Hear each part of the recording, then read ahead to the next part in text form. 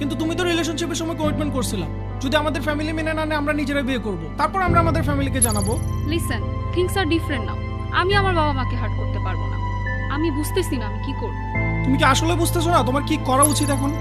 এখন আমি কি করব? বিয়ের ডেট অলরেডি ফিক্সড হয়ে গেছে। এখন আমার কিছু করার নাই। প্লিজ একটু ম্যানেজ করো। ম্যানেজ করার কোনো ওয়ে নাই।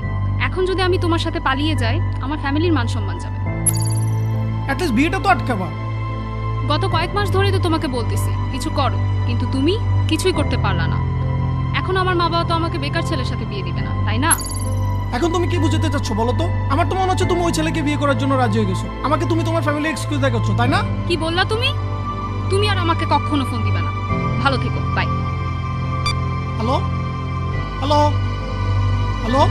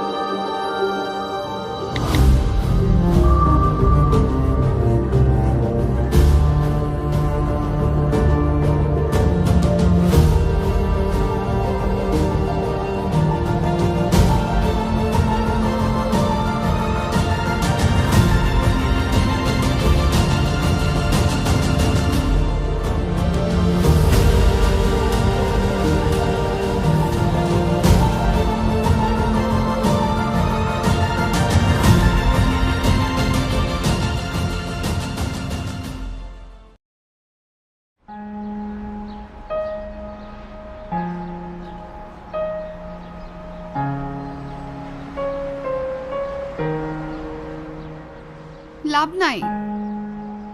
আমিও প্রায় 2 ঘন্টা ধরে বসেছিলাম, কিন্তু একটা ট্রেনও আসে নাই। পরে 2টা লোক হেঁটে যাওয়ার সময় বলাবলি করতেছিল যে ট্রেনের লাইনে নাকি কি প্রবলেম হয়েছে, তাই ট্রেন আসতে আজকে একটু দেরি হবে। আপনি কে? আপনি এখানে কি করেন? ওই তো বললাম না, 2 ঘন্টা ধরে বসেছিলাম। আপনার মতোই মরার চেষ্টা করতেছিলাম, কিন্তু ট্রেনই আসে না। ভালোই হলো, একা একা বোর হচ্ছিলাম। এখন কথা বলার মতো কাউকে পেলাম। আসুন কিছুক্ষণ গল্প করি, তারপর ট্রেন আসলে আমাদের মহৎ উদ্দেশ্যটা দুজন একসাথে মিলে সফল করব। যদি কিছু মনে না করেন আপনার সুইসাইড করার রিজনটা কি জানতে পারি? বয়ফ্রেন্ডের সাথে 3 বছরের রিলেশন ছিল, কিন্তু এখন তার মা যে মেয়ের সাথে তার বিয়ে ঠিক করছে সে তাকেই বিয়ে করতে রাজি হয়ে গেছে। আমাকে এখন তার আর ভালো লাগে না, লাগবেই বা কেন? গত 3 বছরে আমার সাথে তার সবই করা শেষ। জানেন, আমি মেয়েদের একটা নাম দিয়েছি, হিডেন ট্রেজার।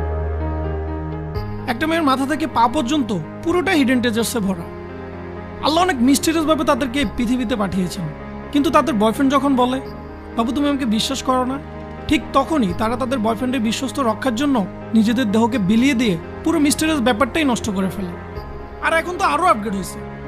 বয়ফ্রেন্ড বলে বাবু আমরা আজকে যা যা করবো সব ভিডিও করব। তখন গার্লফ্রেন্ড বলে না বাবু এটা ঠিক হবে না।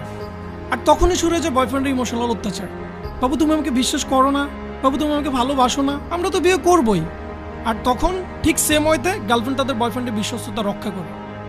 আর এরপর যখন ব্রেকআপ হয় বয়ফ্রেন্ড তাদের গার্লফ্রেন্ডের ভিডিও স্ক্যান্ডাল হিসেবেই চালিয়ে দেয়। আর এর শেষ পরিণতি কি হয় জানেন? গার্লফ্রেন্ড হয়েছে সরকারি স্লাট, আর বয়ফ্রেন্ড হয়েছে ফেসবুক সেলিব্রিটি। তার 2 দিনে ফলোয়ার্স হয়েছে 50,000। আচ্ছা, আপনাকে একটা কোশ্চেন করি। হ্যাঁ, শিওর। আচ্ছা বলুন তো, একজন ধর্ষক আর আপনার বয়ফ্রেন্ডের মধ্যে পার্থক্যটা কোথায়? চুপ করে আছেন কেন? আপনি চুপ করে থাকার রিজন কি জানেন? কারণ একজন ধর্ষক আর আপনার বয়ফ্রেন্ডের মধ্যে আপনি কোনো পার্থক্যই খুঁজে পাচ্ছেন না। আরে আজীব তো, আপনি নিজে মরতে এসে আমাকে এসব কি বলতেছেন? আর বাদ দেন, ভালো লাগতেছে না ওকে নিয়ে কথা বলতে। আপনি বলেন, আপনার মরার কারণ কি? আমার গল্প শুনতে চান? আমার গল্পের পৃথিবীর সবচেয়ে কমন একটা লাভ স্টোরি। আমি না, আমাদের প্রত্যেকটা মিডল ক্লাস ফ্যামিলির ছেলেদের সাথে যা হয় আমার সাথে ঠিক তাই হয়েছে। রিলেশন ছিল সেম এজের একটা মেয়ের সাথে। মিডল ক্লাস হয়েও তার সাথে আমার মানিয়ে নেওয়ার যুদ্ধটা প্রতিদিনই করা লাগতো। কিন্তু শেষমেশ এসে সে তার বাবা মার পছন্দের ছেলেকে বিয়ে করতে রাজি হলো। আমাকে এক্সকিউজ দেখালো সে তার বাবা মাকে হার্ট করতে পারবে না। আর আমার গল্পের এখানেই শেষ ছিল। একটা কথা কি জানেন, আমরা যখন আমাদের ভালোবাসার মানুষের সাথে ব্রেকআপ করি, তখন আমরা আমাদের ভালোবাসার মানুষকে যতটা না মিস করি, তার থেকে বেশি থিঙ্ক করি সে অন্য কারো হয়ে যাচ্ছে কিনা, অথবা অন্য কারোর সাথে রিলেশনে চলে যাচ্ছে কিনা। আর এই ভয়ে আমরা আমাদের ভালোবাসার মানুষের কাছে বারবার ফিরে যাই। আসলেই ঠিক বলছেন। যতটা কষ্ট পাচ্ছি ও আমার জীবন থেকে চলে গেছে এই ভেবে, তার থেকে বেশি কষ্ট পাচ্ছি অন্য কারো বালিশে একসাথে ঘুমাবে এই চিন্তা করে। ভালোবাসা ঠিক ততক্ষণই সুন্দর যতক্ষণ আমরা আমাদের পছন্দের মানুষকে ভালোবাসি বলতে না পারি। ঠিক ততক্ষণই সুন্দর যখন আমরা বুঝতে পারি আমাদের পছন্দের মানুষও ঠিক একইভাবে আমাদেরকেও পছন্দ করে। কিন্তু আমরা দুজন দুজনকে আমাদের পছন্দের কথা বলতে পারি না। আর পছন্দ করার এই সময়টুকুই আমার কাছে ভালোবাসাটা ভালোবাসা মনে হয়। কিন্তু যখন আমরা আমাদের পছন্দের কথা দুজন দুজনকে বলে ফেলি, তখন সেটা আর ভালোবাসা থাকে না, সেটা রূপান্তরিত হয় প্রেমে। আর প্রেম কখনোই সুন্দর হয় না।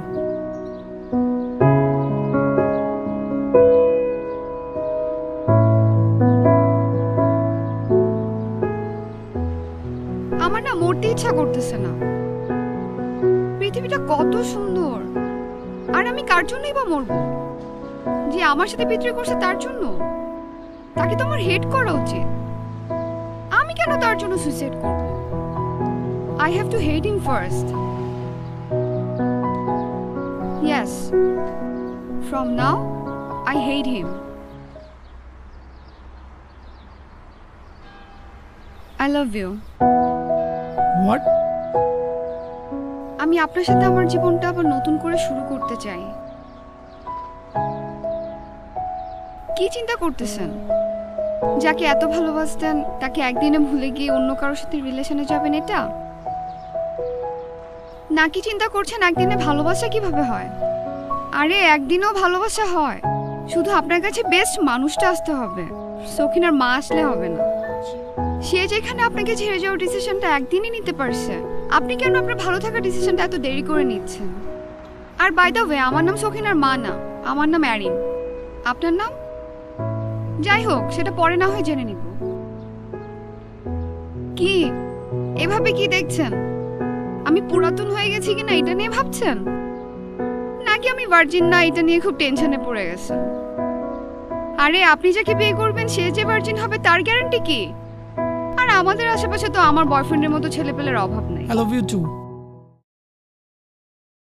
দূরে কখনো যেও না, দূরে গেলে মন যে বোঝে না। দূরে কখনো যেও না, দূরে গেলে মন যে বোঝে না।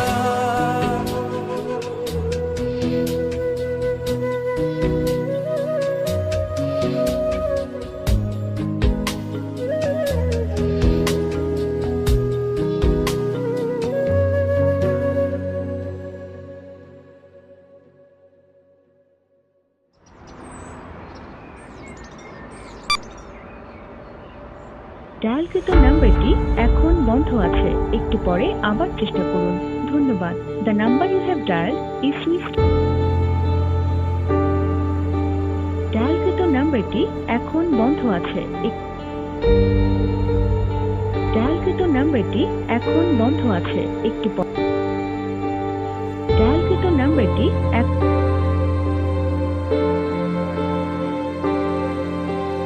ডায়ালকৃত নাম্বারটি এখন বন্ধ আছে। একটু পরে আবার চেষ্টা করুন। ধন্যবাদ। The number you have dialled is switched off. Please try later. Thank you. ডায়ালকৃত নাম্বারটি এখন বন্ধ আছে। একটু পরে আবার চেষ্টা করুন। ধন্যবাদ। The number you have dialled is switched off. Please try later. Thank you. ডায়ালকৃত নাম্বারটি এখন বন্ধ আছে। একটু পরে আবার চেষ্টা করুন। ধন্যবাদ। The number you have dialled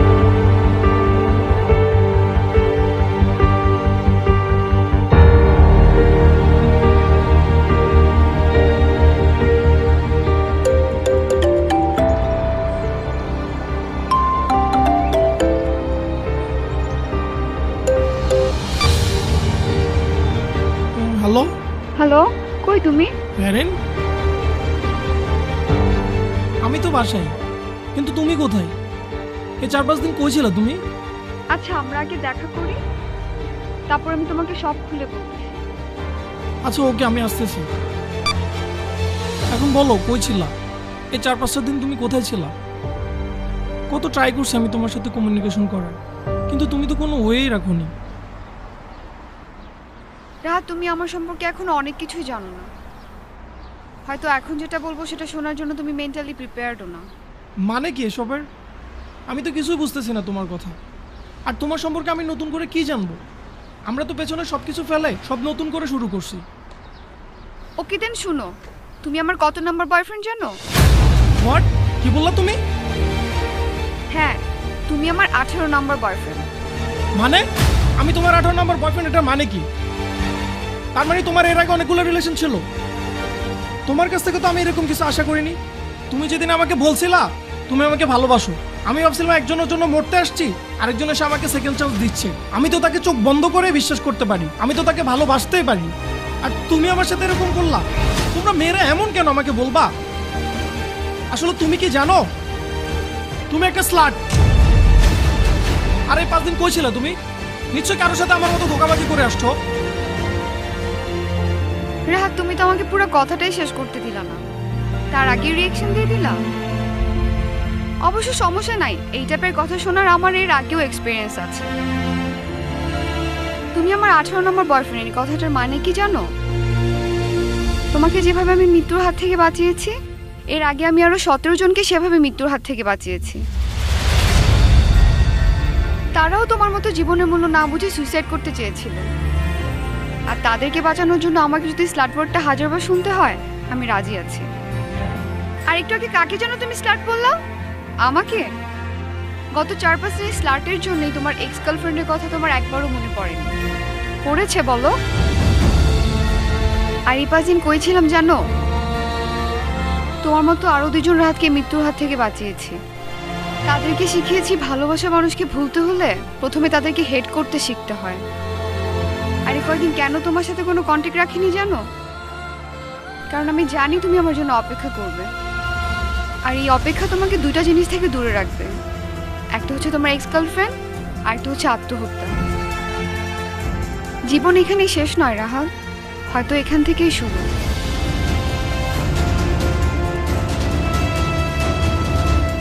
ভালো থেকো রাহাত।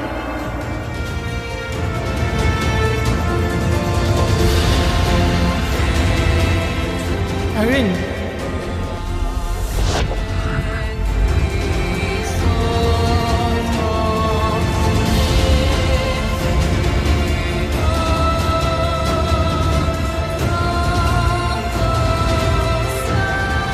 আমার লাইফে কি কোনোভাবেই থাকা যায় না? আমি তো তোমাকে সত্যিই ভালোবেসে ফেলছি। আমার প্রতি কি তোমার একটু মায়া হচ্ছে না? আমি তো চাইলেও থাকতে পারবো না রাহাত, আমাকে যে যেতে হবে। তোমার মতো আরো অনেক রাহাতকে আমার বাঁচাতে হবে। আর তোমার প্রতি মায়া।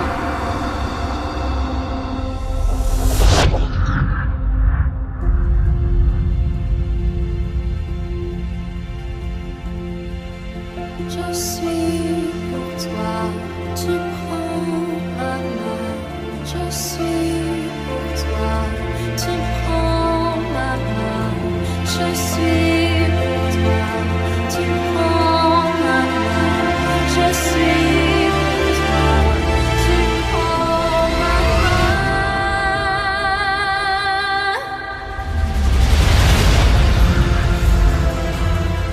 ভালোবাসা ঠিক ততক্ষণই সুন্দর যতক্ষণ আমরা আমাদের পছন্দের মানুষকে ভালোবাসি বলতে না পারি।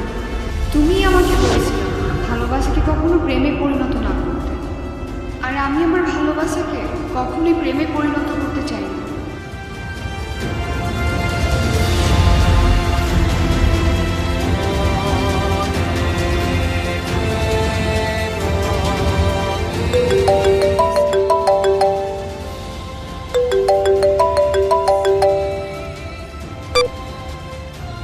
হ্যালো, একটু আগে আরেকটা মেল পাঠিয়েছে, চেক করে নিও। ওকে।